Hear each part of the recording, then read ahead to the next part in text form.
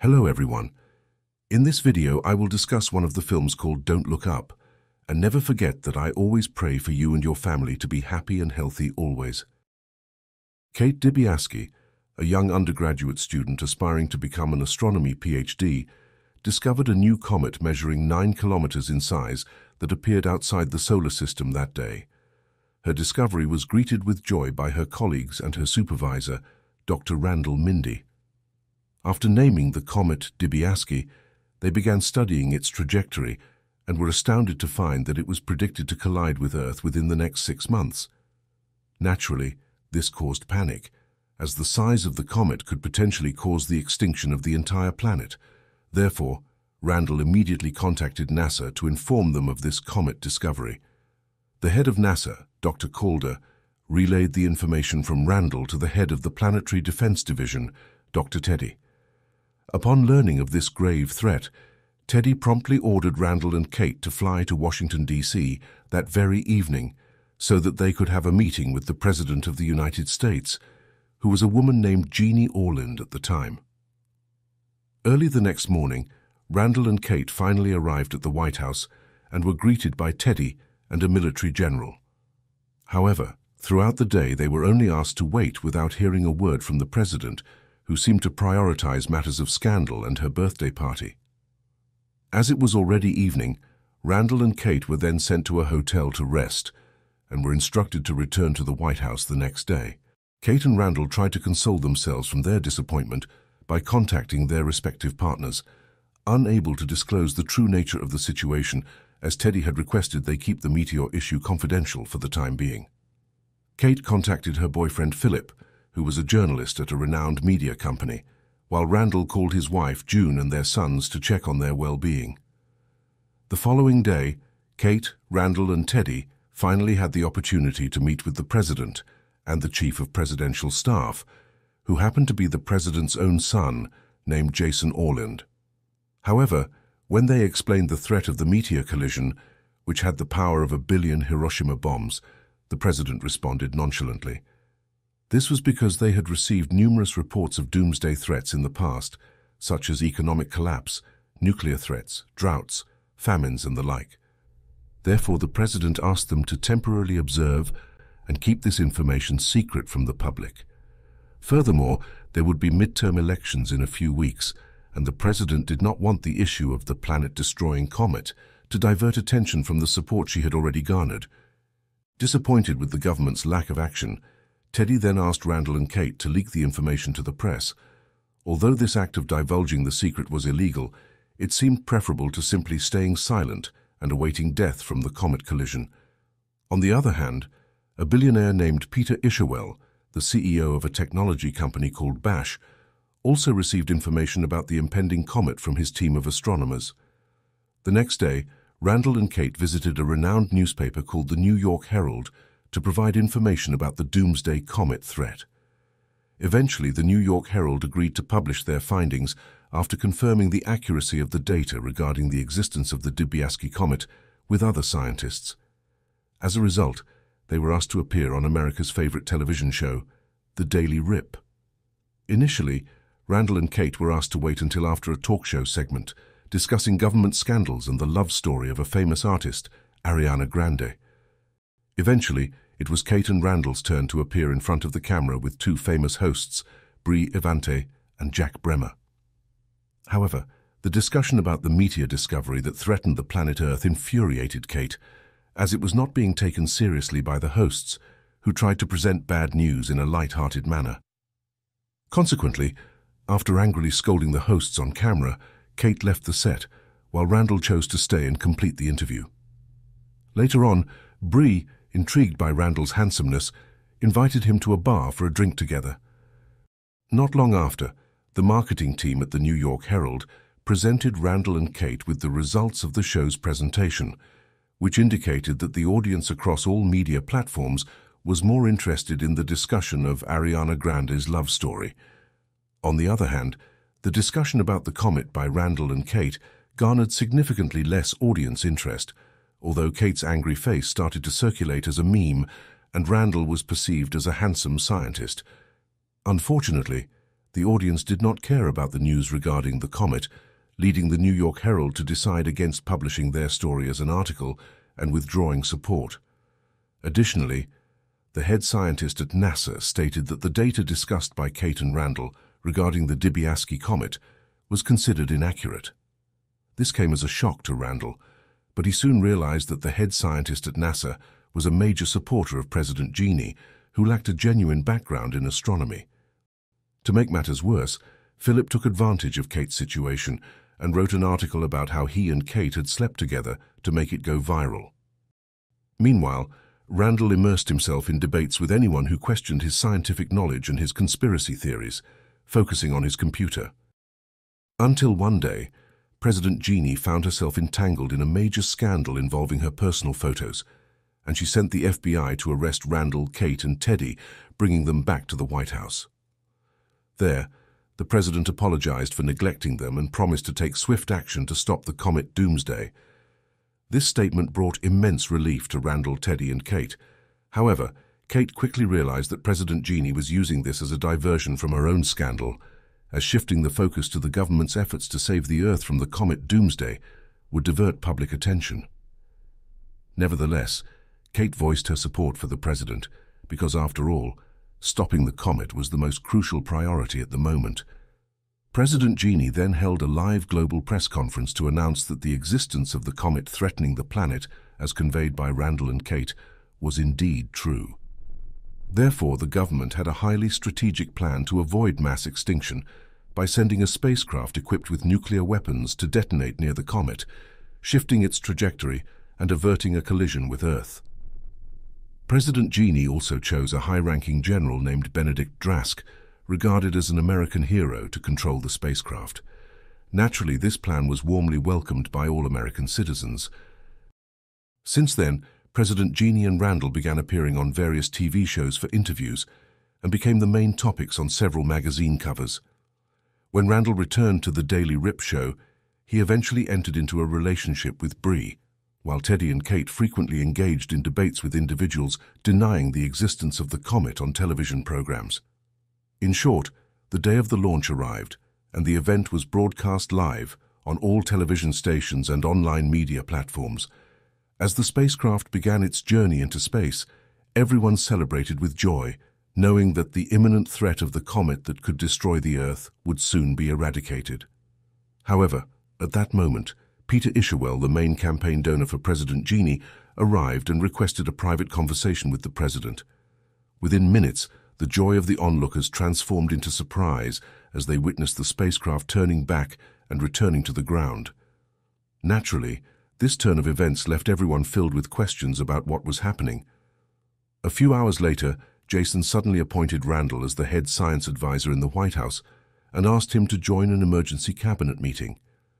Meanwhile, Teddy and Kate were asked to wait outside the room, and it was later revealed that the reason for cancelling the mission was because Peter had discovered the presence of a rare mineral, often used by technology manufacturers, in devices like cell phones. This rare mineral was estimated to be worth hundreds of trillions of dollars and was found within the composition of the Dibiasky comet. The fact is, at present, they are running out of mineral mines because China controls the majority of those mines. As a result, Peter has a plan to send advanced drones programmed to break the comet into smaller pieces and let those fragments fall into the ocean for future mining. Upon hearing this, Randall opposes the plan because there's no point in becoming wealthy if they all die from the comet collision. However, Randall's opinion is blatantly ignored. After the meeting, Randall meets with Kate and Teddy at a bar and tells them about Peter's plan. Some patrons at the bar accidentally overhear their conversation, prompting Kate to decide to share the information with everyone present.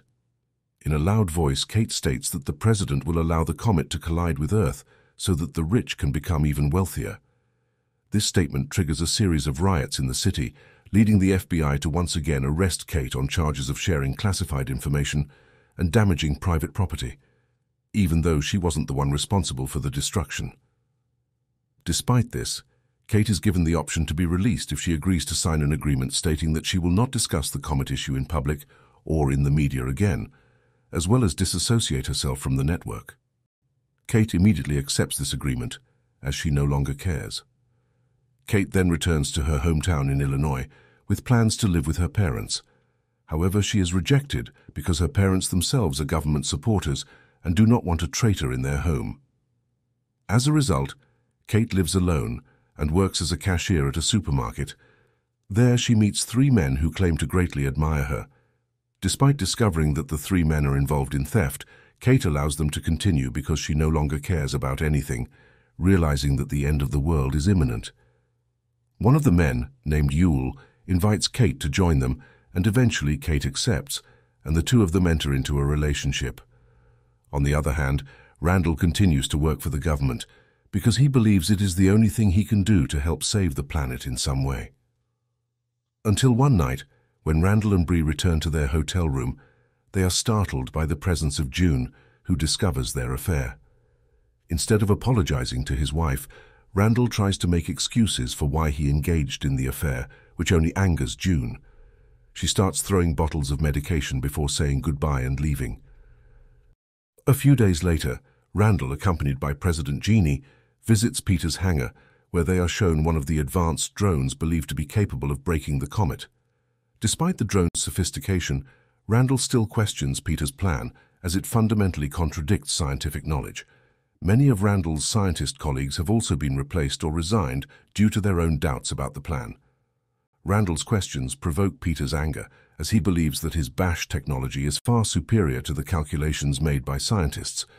He claims that the technological algorithms can predict Randall's cause of death with an accuracy of 96%. Peter's rejection of scientific knowledge, and the fact that the majority of people now believe that the planet-destroying comet never existed, cause Randall to lose control. When he reappears on the Daily Rip, Randall angrily declares to everyone that a comet the size of Mount Everest truly exists and is heading towards Earth. He further states that no actions taken by Peter Ishawel or the American government can guarantee human safety, as they have silenced all scientists who voice their opinions based on scientific knowledge. As a result of his statement, Randall is once again arrested by the FBI and offered the same deal as Kate. This situation also led Bree to finally end their relationship. Sometime later, the world is finally shown the appearance of the Dibiaski comet, which begins to be visible in the night sky. Some people who witness the comet's appearance start to believe and become visibly worried. Randall, who is driving to Michigan at the time, hastily contacts Kate, who is also observing the comet with Yule. They meet and record themselves together, urging people worldwide to look up and believe that the planet-destroying comet they have been discussing truly exists. This triggers a movement called Look Up, followed by millions of people around the world through internet media. Randall starts appearing on TV again to warn people that they will die and declare that President Jeannie and Peter Ishawel are sociopaths and fascists. This movement gains support from two famous artists who organize a massive concert before the apocalypse to perform their special song titled Just Look Up. However, President Jeannie does not remain silent and retaliates with her own movement called Don't Look Up. She claims that Randall is merely fear-mongering to strip people of their freedom. This movement is supported by millions of voters and conspiracy enthusiasts who believe in the government's side. Consequently, riots and protests break out on the streets of America. Meanwhile, the countries of Russia, India, and China, which have severed ties with America, begin to collaborate in order to launch their own spacecraft to stop the comet's apocalypse. However, when the new flight plan is about to commence, the rocket launch complex in Russia suddenly explodes, rendering the rescue mission impossible. As the Dibiaski comet draws nearer, Randall decides to return to his hometown with Kate and Yule so that they can spend their last days together as a family. They also make a prior stop to buy food supplies before heading to June's house. In the inevitable circumstances, June finally decides to accept Randall back after confessing that she had also previously cheated. Shortly after, Teddy also joined them. They gather for a family dinner, beginning with prayers while waiting for the comet to strike the Earth. On that night, the world was also preoccupied with the launch of Peter's drones, which were loaded onto dozens of spacecraft rockets. As they await the launch, President Jeannie asks Peter about how the BASH technology's algorithm predicts her death. Peter replies that Jeannie will be killed by an unknown animal called Bronteroc, without any further information about what kind of animal it is. In short, The spacecraft carrying 24 advanced drones finally launched, despite some initial rocket failures and explosions. Peter assures everyone that they have anticipated these issues and claims that the remaining drones can still carry out the mission. However, when some of the remaining drones successfully attach to the comet and begin detonating bombs to break it apart, their efforts prove to be a total failure. China's observations indicate that the comet is still intact and heading towards Earth. Upon hearing this, Peter and President Genie bid farewell to the crew, pretending to go to the restroom, but in reality, they escape using a helicopter. During their journey, President Genie contacts Randall and offers him 2 empty seats on a secret spacecraft designed for wealthy individuals. The spacecraft is specifically designed to keep passengers alive in cryogenic stasis and can accommodate up to 2,000 people. It is accurately programmed to find Earth-like planets in the Goldilocks zone that are potentially habitable. However, Randall refuses the offer because he wants to die with his family and suggests that Genie give the seats to her son. It suddenly dawns on Genie that her son Jason has been left behind. And finally, the whole world holds hands and embraces their loved ones as the comet the size of Mount Everest strikes the Earth, wiping out all life on it. The only person who manages to survive the disaster is Jason, who immediately celebrates his life by taking a selfie. More than 20,000 years have passed. The spacecraft carrying the wealthy individuals finally discovers a new planet with an atmosphere very similar to Earth's, where they can live. The men and women awaken from their cryogenic sleep and immediately begin exploring the area without any clothing. They are amazed by the beauty of the planet. However, when Genie approaches a beautiful bird-like creature with blue feathers, the creature unexpectedly attacks and devours her. This event was accurately predicted by the Bash algorithm, which stated that Genie would be killed by an animal named Bronterok.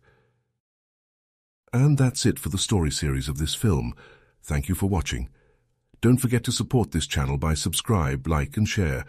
See you in the next video. Goodbye.